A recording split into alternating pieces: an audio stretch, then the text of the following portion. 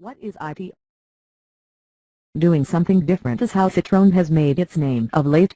Just look at the DS3 or the new C4 Cactus. Trendsetters, both of them. But despite the unusual front light eyebrows, anyone else find themselves thinking Hello Kitty? We're not sure the same can be said of the C1S. Underneath, this is a regular city car, based on the same underpinnings as the Toyota Aygo and Peugeot 108. As a result, Citroen hasn't been able to be that creative, but has given it a good go, and embed up with a cutesy look and light, airy feel. It can be had with a pair of triple-cylinder engines of either 1.0 or 1.2 displacement and 3 trim levels, choice of 3 or 5 doors, and a large 850-pound fabric sunroof that Citroen calls Airscape. Driving. The last C1 was only available with the Toyota-sourced 1.0-liter engine. Now PSA has doubled the choice by offering its own 1.2. We wouldn't bother. The 1.2 does a reasonable job, but the engine is pretty ordinary and the 5-speed manual gearbox it's mated to is rather rubbery and unsatisfying to use. The 1.0-liter is that little bit peppier and as a result is more suited to a small, light urban car. Not that the C1 can't cope with life further afield.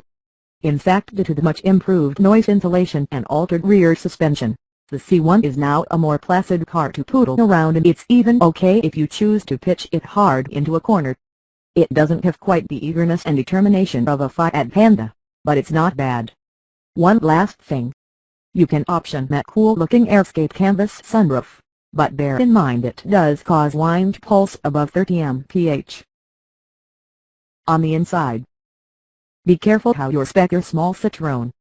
Such are the graphic choices, inside as well as out, that you could end up with a complete dog's dinner of a thing. Resist the temptation, and remember, even if options prices appear cheap, there's still a rather high proportion of the low list price you'll ever get it back. It's best to go steady, choose wisely, realize it's still a small, cheap little car, own, and prepare to compromise on luggage and passengers. It's no tardies inside, although the overall ambience is quite cheery. Simple car, simple appeal, best keep it simple, then. Owning.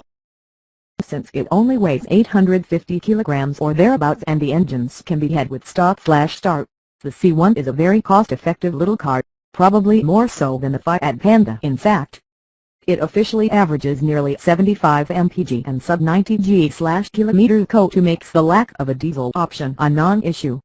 Just not quite as cheerily cool as the Italian car, though. In this sector, for many buyers, that matters.